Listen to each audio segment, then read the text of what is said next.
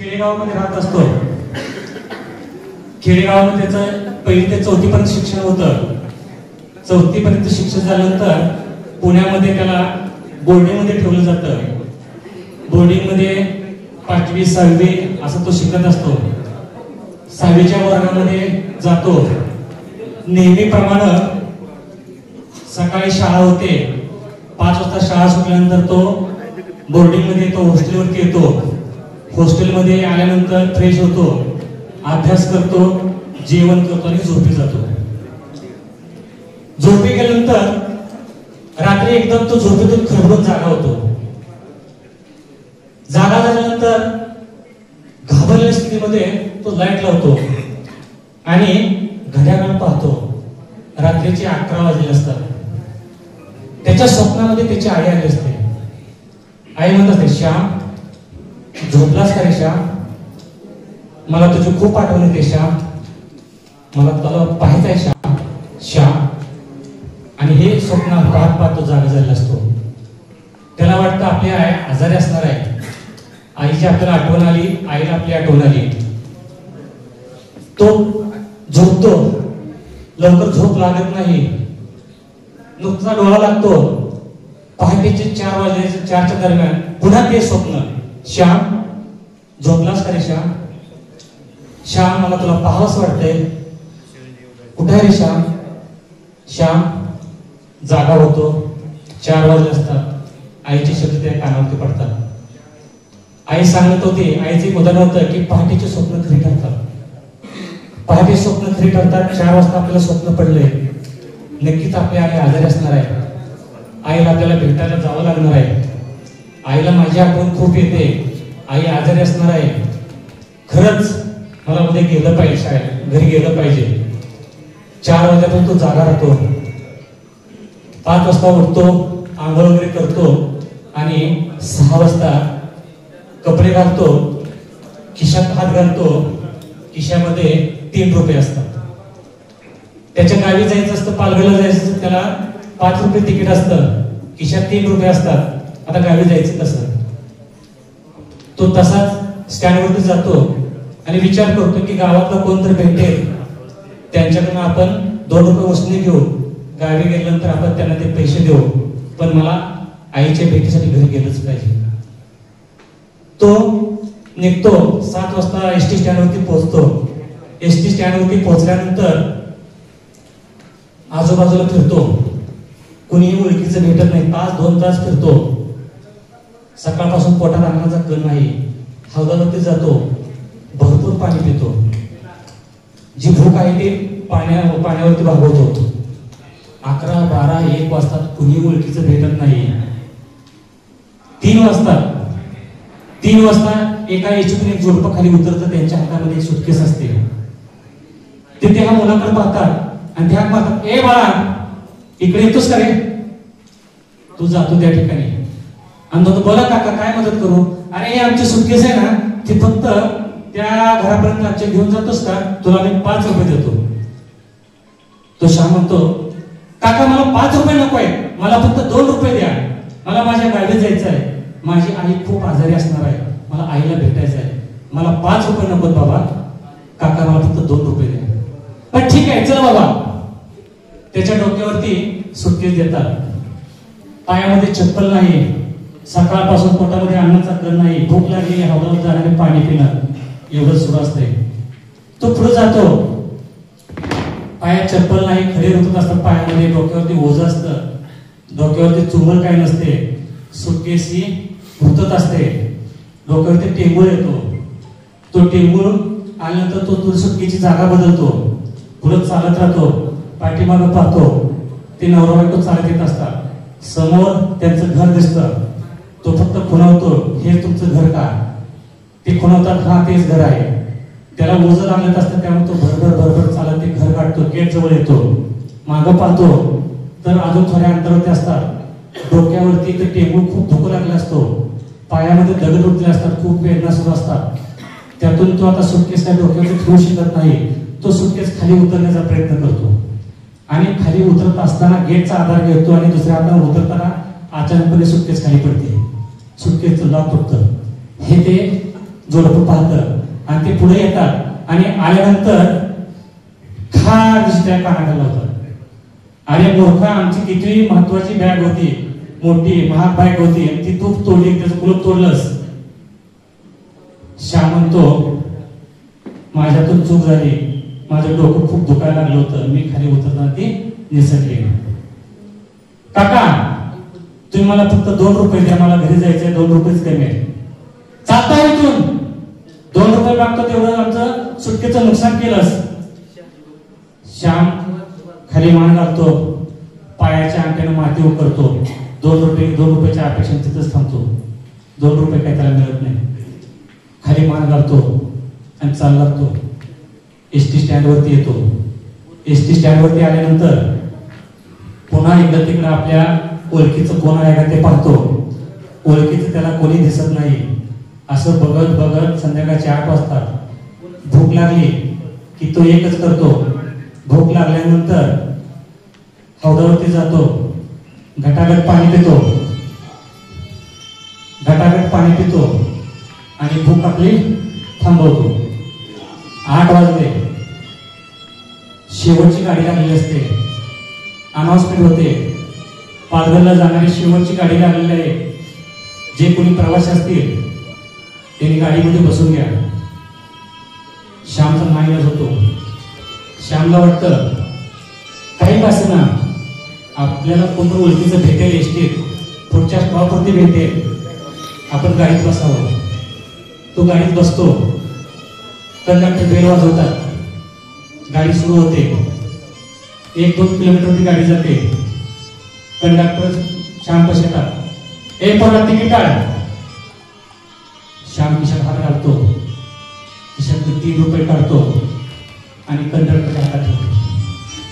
Conductor म्हणतो अरे तुझ्या गावी जायला 5 रुपये लागतात आणि हे 3 रुपयाचे काय करू मी. बेल वाजवतात, उतर खाली. रात्रीचे 9 वाजले.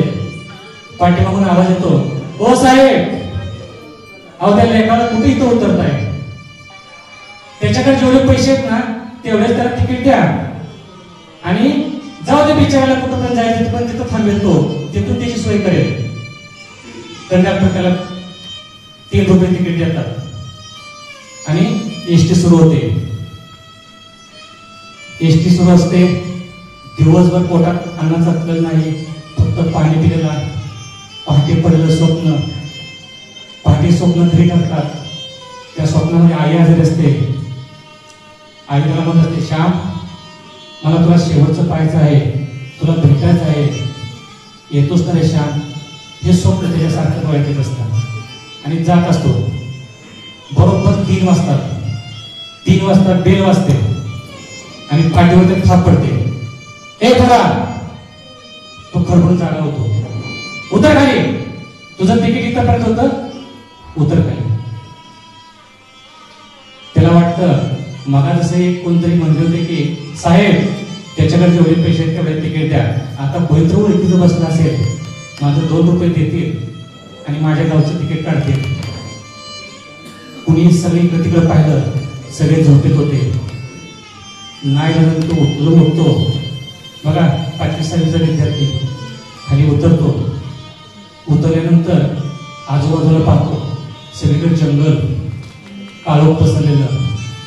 त्या काळोख्या अंधारामध्ये त्याच्या गावचा रस्ता तो शोधू लागतो. शोधत असताना, चालत असताना अचानकपणे त्याच्या समोर पाकोळी फडफडत जाते. जंगलातून कोल्ह्याची कोई कोई सिंहाची गर्जना कानावरती पडत असते. या भीतीच्या वातावरणामध्ये रातकिड्याचा आवाज, तीव्र असा रातकिड्याचा आवाज येत असतो. अशा आवाजातून तो पुढे जात असतो. पायात चप्पल नसते आणि काल सकाळपासून पोटात अन्नाचा कण नाही, प्यायला आता पाणी पण नाही. व्याकोटीत तो चालत चालत पुढे जात असतो. अनेक वाटेमध्ये परत जवळची वाट शोधण्यामध्ये पायाला वरकरी उमटतात. ठसवण पडतो, उठतो. एवढ्या गर्द अंधारामध्ये सुद्धा फक्त आणि फक्त आईला भेटण्याचं त्याच्या मनामध्ये असल्यामुळे कुठली भीती राहत नाही. तो चालत चालत जातो. त्याचं घर येतं. घराकडे पाहतो तर घराच्या बाहेरच अंगणामध्ये चूल पेटलेली असते. त्या पेटीला चुलीचा निखारा सुद्धा तो भिजत चालला असतो. जरा पुढे गेल्यानंतर पाहतो तर त्याची लहान बहीण तिथं झोपलेली असते, जाळ घालत घालत ती झोपलेली असते. पुढे पाहतो तर बाबा असतात, बाबा चवड्यावरती डोकं टेकून बसलेला असतात.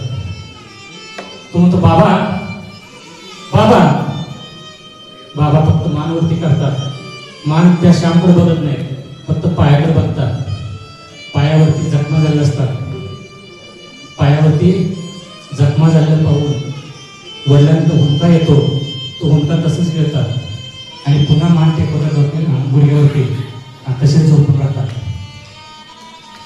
पुढं पाहतो तर सोफ्यामध्ये मावशी बसली असते, आत्या बसली असते आणि निर्मिता देवा तिथे ठेवलेला असतो. श्यामला काही कळेना. तो श्याम आत्याला म्हणतो, आत्या आई दिसत नाही कुठं, आई सरपणा नाही गेली का? शांत वाटत. आपल्या घराचं पीठ वगैरे संपले का? आई पीठ वगैरे आणायला गेली का? तरी पण शांत. सांग ना आत्या. मावशी आई शेजारी गेली का? मावशी त्याला सांगते, श्याम तुझ्या आई या जगात नाही राहिली. श्याम तुझी आई जग सोडून गेले असं म्हटलं आई म्हणतो, ओरडतो. त्याला आपलं स्वप्न आठवतं. मला आईनं स्वप्नामध्ये येऊन सांगितलं मला भेटायचं आहे. माझ्याकडे पैसे नव्हते तरी मी चालत चालत आलो. आईला मला शेवटचा पत्ता आला नाही. तो मोठमोठ्याने रडतो. लहान तिची बहीण जागे होते, चुलीपासून ती पळत पळत फिरकते, रडते. श्याम घरात जातो. घरामध्ये पाळणा असतो. त्या पाण्यामध्ये त्याचा भाऊ पुरुषोत्तम 1-1.5 वर्षाचा झोपलेला असतो. त्याला पाहायला जातो. तोपर्यंत शेजारी काकू आणि त्यांचा मुलगा चहा घेऊन आलेले असतात. आणि तो लहान मुलगा म्हणतो, आई बघ ना ग श्याम दादा आलाय, आई बघ ना ग श्याम दादा आलाय. श्याम विचार करतो, मी माझी आई पाहिजे आणि आई म्हणून बोललो, परंतु माझा पुरुषोत्तम फक्त 1 वर्षाचा 1.5 वर्षाचा, त्याला बोलता पण येत नाही. त्याला आई म्हणून पुन्हा हाक मारायची. श्याम दहा म्हणून रडतो आणि दिवस उजळतो. 1 दिवस जातो, दुसऱ्या दिवशी 3रा दिवस उजळतो, 3रा असतो. त्या ठिकाणी मातीच्या ठिकाणी सगळेजण एकत्र येतात. मातीला सगळे स्पर्श करतात. सगळे जागेवर जाऊन बसतात. कावळ्याची वाट पाहत असतात. पिंडाला शोधण्यासाठी कावळ्याची वाट पाहत असतात. श्यामचे वडील जातात, पाया पडतात. ते म्हणतात अगं तू जरी सोडून गेली असते तरी मी या मुलांचा सांभाळ करेन, मुलांचा सांभाळ करेन, तू काही काळजी करू नको. पिंडाला शिव दे कावळा, तू पाठीमागची काही काळजी करू नको. पण कावळे 2-4 कावळे इकडून तिकडे फिरत असतात. पिंडाला काही कावळा शिवत नाही. श्याम जातो. श्याम त्या पाया पडतो आईला. आई तुला वाटत होतं ना मी शहरात जावं, खूप शिकावं, मोठा अधिकारी व्हावं, नोकरी करावी, तुला सुखात ठेवावं. आई मी तुझी इच्छा पूर्ण करेन, मी खूप शाळा शिकेन, मी तुझं स्वप्न पूर्ण करेन, लहान बाबांची काळजी घेईन. शिव दे का पिंडाला कावळा. आई कावळे फक्त इकडे तिकडे फिरतात, कावळा जवळ सुद्धा येत नाही. लहान बहीण जाते, पाया पडते. आई तू सारखी मला म्हणायची मला कामात मदत कर. मी शाळेत दप्तर फेकून आजूबाजूला मैत्रिणी खेळायला जात होते.